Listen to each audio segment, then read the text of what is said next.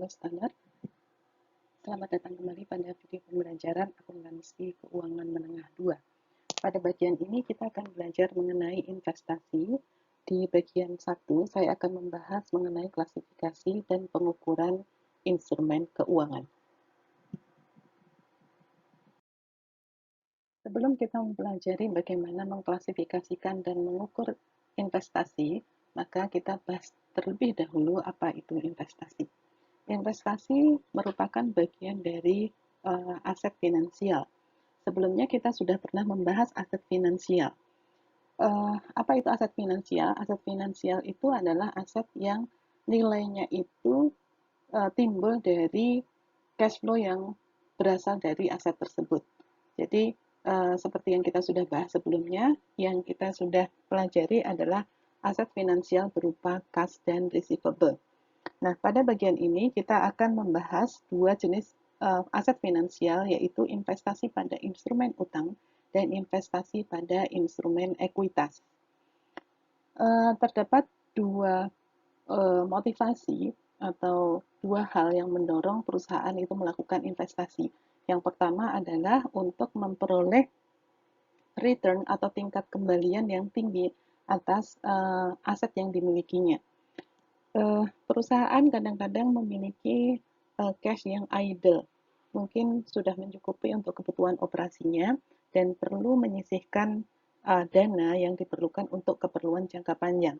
Maka ketika cash yang idle itu hanya disimpan saja, dia tidak akan memberikan imbal hasil yang cukup tinggi. Nah, perusahaan bisa melakukan investasi dari cash yang idle ini untuk memperoleh imbal hasil yang lebih tinggi untuk mencukupi kebutuhan pembiayaan di masa yang akan datang. Atau yang kedua, tujuan melakukan investasi ini adalah untuk mengamankan tujuan-tujuan operasi atau tujuan-tujuan keuangan di masa yang akan datang. Sebagai contoh misalnya, perusahaan bisa saja berinvestasi pada perusahaan lain yang memiliki peran penting dalam operasi perusahaannya. Misalnya perusahaan yang melakukan pemasaran atau perusahaan yang memasak bahan baku untuk produksi di perusahaan tersebut.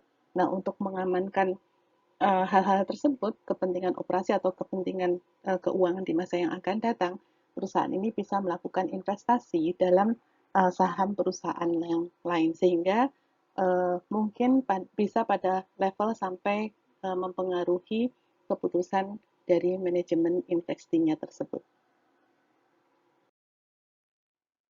Untuk dapat melakukan klasifikasi dan pengukuran instrumen keuangan ini, di dalam PSAK 71 itu diatur mengenai bagaimana kita mengklasifikasi dan mengukur suatu instrumen keuangan. Sebelumnya, perlu saya sampaikan bahwa klasifikasi di dalam PSAK 71 ini menggunakan pendekatan klasifikasi dari basis pengukurannya. Jadi ada dua hal yang perlu kita analisis untuk menentukan bagaimana klasifikasi dan pengukuran suatu aset keuangan, yaitu yang pertama adalah bagaimana bisnis model perusahaan dalam rangka memanage aset tersebut. Apakah dia di-manage untuk mendapatkan arus kas kontraktual atau dia di-manage itu untuk mendapatkan kas yang berasal dari perubahan nilai wajarnya. Jadi kalau misalnya untuk bisnis model yang kedua ini adalah kalau dia memang tujuannya itu untuk memanfaatkan kenaikan atau penurunan nilai wajar instrumen tersebut dan merealisasikan kenaikan nilai wajarnya ketika di pasar harga pasarnya itu mengalami kenaikan. Kemudian yang kedua yang harus kita lihat adalah apakah di dalam instrumen itu memenuhi karakteristik arus kas kontraktual atau tidak. Apakah perjanjian di dalam instrumen tersebut memberikan keyakinan pada satu tanggal tertentu cash flow itu akan timbul atau arus kas akan timbul ke perusahaan berupa baik prinsipal atau berupa pokok dan bunga dari instrumen tersebut. Jadi ketika di dalam perjanjiannya itu bisa dipastikan bahwa pada tanggal tertentu akan timbul arus kas masuk dari investasi tersebut, baik berupa pendapatan bunga maupun pokok dari investasinya itu, maka ini dikategorikan memenuhi kriteria yang kedua. Untuk memandu kita mengklasifikasikan investasi pada aset keuangan ini, mari kita lihat diagram sebagai berikut. Perusahaan dapat melakukan investasi dalam instrumen keuangan itu dengan 3 bentuk, yaitu investasi dalam instrumen utang, investasi dalam instrumen derivatif, dan instrumen ekuitas. Ya. Meskipun tadi kriteria pertama yang harus kita lihat adalah bisnis model test, tapi kalau kita lihat kriteria yang kedua mengenai arus kas kontraktual, sebenarnya kita sudah mengetahui bahwa hanya investasi dalam instrumen utang yang memenuhi kriteria yang kedua, sehingga kita mulai dari sini saja. Kita mulai dari apakah masing-masing instrumen ini memenuhi karakteristik arus kas kontraktual atau tidak. Nah, dalam hal ini hanya instrumen utang yang memenuhi karakter arus kas kontraktual yang berasal dari pokok dan bunga atas investasinya tersebut. Jika sudah memenuhi syarat ini, maka pertanyaan yang pertama yang harus kita lihat adalah bagaimana bisnis model pengelolaan aset tersebut. Bisnis model pengelolaan asetnya yang pertama adalah apakah dia dimiliki untuk mendapatkan arus kas kontraktual. Tujuannya untuk apa sih perusahaan berinvestasi untuk mendapatkan arus kas kontraktual ini? Mungkin bisa digunakan sebagai instrumen untuk mengamankan arus kas operasi sehari-hari, atau bisa juga untuk memenuhi kebutuhan uh, keuangan di masa yang akan datang. Misalnya untuk membayar utang, ya, yang dia sudah di-match-kan antara pembayaran utangnya dengan hasil investasi dari instrumen ini. Gitu. Jadi memang dimiliki untuk mendapatkan arus kas kontraktualnya. Nah, ketika memenuhi dua syarat ini, maka pengukurannya adalah menggunakan biaya yang diamortisasi. Kecuali nanti dia terkena uh, conditional fair value option. Nanti kita bahas yang ini. Kemudian, bisnis model yang kedua yang mungkin diniatkan oleh manajemen adalah untuk selain untuk mendapatkan arus kas kontraktual, juga bisa melakukan penjualan atas aset finansial ini. Ya. Jadi selain untuk mendapatkan kontraktual cash flow, dia juga sewaktu-waktu itu bisa dijual ketika harganya mengalami kenaikan. Nah, ketika bisnis modelnya itu yang kedua ini, kita harus menggunakan atau kita harus klasifikasikan dengan mengukur instrumen tersebut dalam fair value through profit or loss. Atau yang ketiga, jika tujuannya itu bukan yang pertama dan yang kedua, ini juga sama, harus menggunakan fair value through profit or loss. Nah, bagaimana jika terkena conditional fair value option? Apa sih maksudnya conditional fair value option ini? Jika perusahaan itu mengelola investasinya ini dikaitkan dengan pengelolaan kewajiban, ya.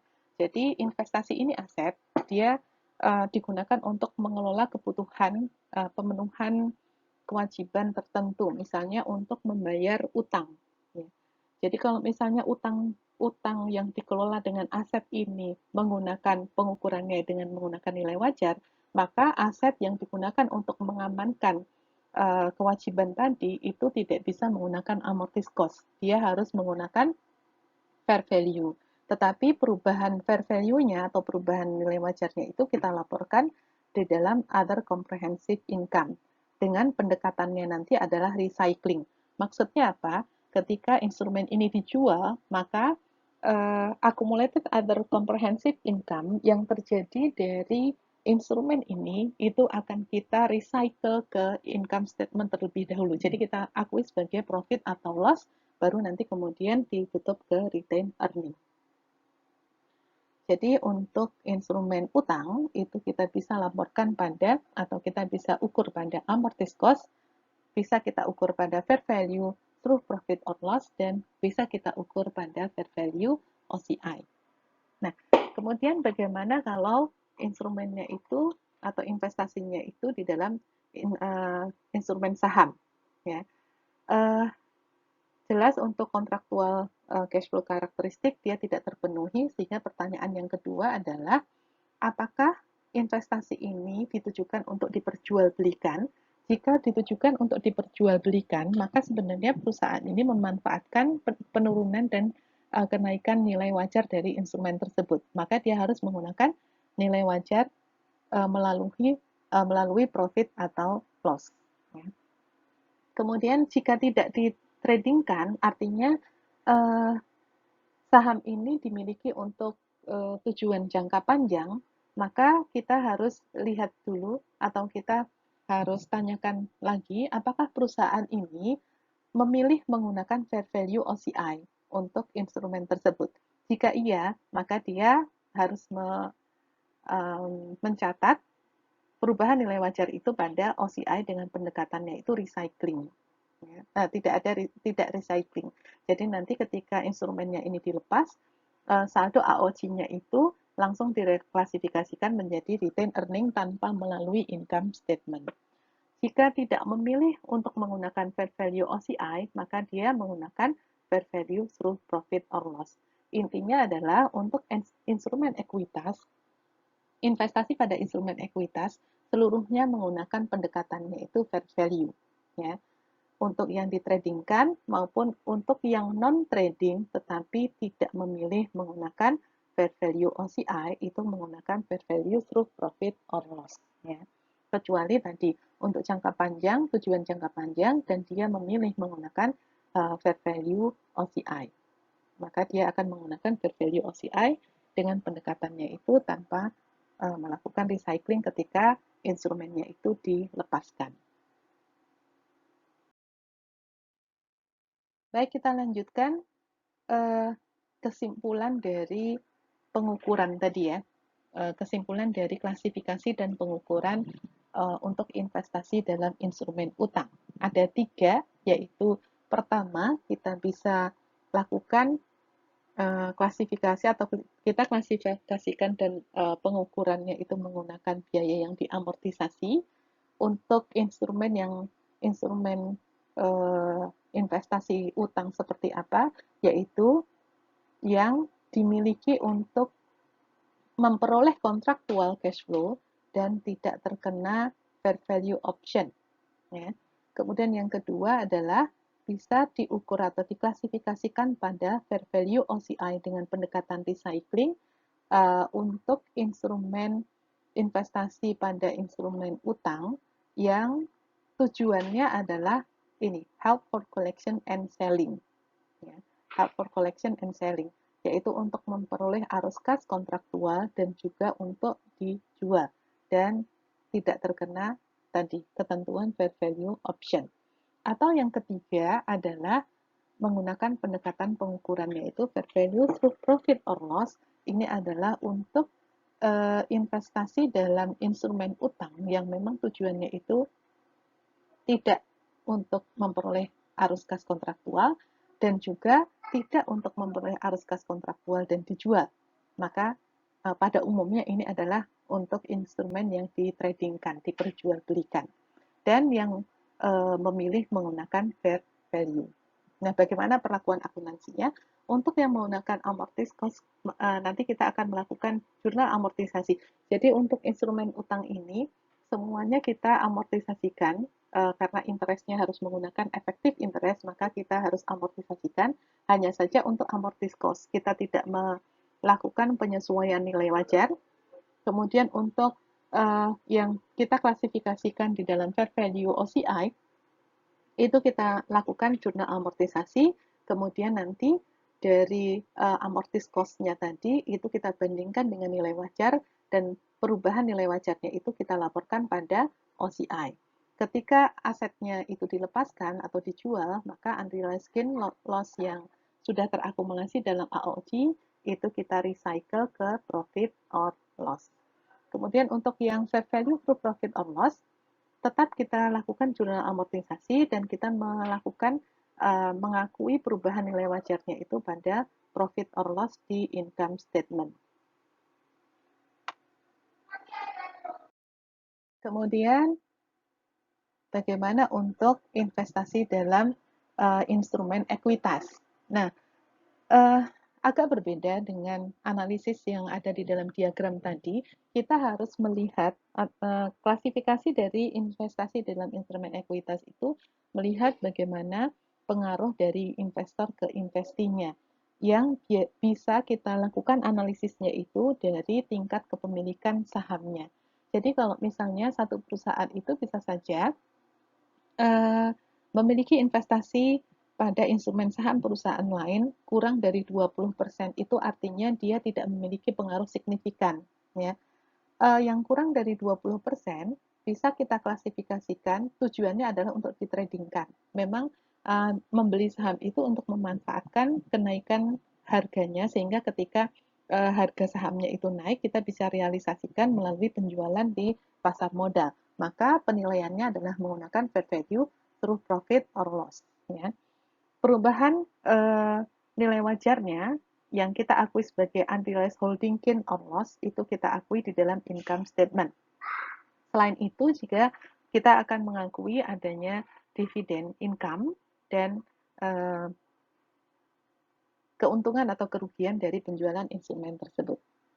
Nah, bisa saja yang kedua adalah bisa saja dia memiliki kurang dari 20%, tetapi tujuannya bukan untuk ditradingkan. Tadi kita sudah dalam diagram tadi kita lihat apakah dia ditradingkan. Jika tidak, maka dia bisa menggunakan atau memilih menggunakan fair value OCI. Nah, ketika memilih menggunakan fair value OCI, maka unrealized holding gain atau loss-nya itu diakui di dalam OCI, tetapi dividen income-nya diakui di income statement dan gain atau loss dari penjualannya juga diakui di income statement. Nah, bagaimana jika dia memiliki pengaruh signifikan atau kalau diwujudkan dalam persentase kepemilikan, dia memiliki antara 20-50% saham investinya, maka menggunakan equity method. Ya. Tidak mengakui nilai wajar di dalam laporan keuangan, tetapi dia mengakui income itu didasarkan pada proporsi kepemilikan sahamnya dari income-nya investi. Jadi ketika investi misalnya mengumumkan ada net income 10 juta, sedangkan dia memiliki misalnya saham itu 20%, maka dia bisa akui 2 juta itu sebagai investment income-nya. Karena dia menggunakan equity method. Jadi mengakui income itu secara proporsional dari income-nya investi. Begitu juga misalnya ketika investi itu mengalami perubahan nilai ekuitas dikarenakan ada pembagian dividen, maka nilai investasi si investor ini akan berkurang karena ada pembagian dividen itu akan mengurangi ekuitasnya investi. Dan yang terakhir adalah kalau dia nilai investasinya itu lebih dari 50%, maka pendekatannya adalah nanti bukan mengakui investment atas investinya, tetapi dia harus mengkonsolidasikan laporan keuangan si anak perusahaan. Karena ketika dia memiliki saham lebih dari 50%, posisinya adalah dia sudah sebagai controlling interest atau sebagai perusahaan pengendali atas perusahaan yang perusahaan investinya tersebut. Maka dia tidak akan mengakui perubahan nilai wajarnya dan informasi income dari investi itu nanti akan dia laporkan atau konsolidasikan di dalam laporan keuangannya. Ketika dia menyusun laporan keuangan konsolidasian. Nah, untuk yang terakhir ini nanti akan dipelajari di akuntansi keuangan lanjutan. Baik, demikian teman-teman. Kita kita sudah membahas mengenai klasifikasi dan pengukuran investasi. Untuk video selanjutnya, bagian 2, saya akan membahas investasi dalam instrumen utang, dan pada video yang ketiga, saya akan membahas mengenai investasi dalam instrumen ekuitas atau investasi dalam saham. Sampai bertemu lagi pada video investasi part 2 dan 3. Assalamualaikum warahmatullahi wabarakatuh.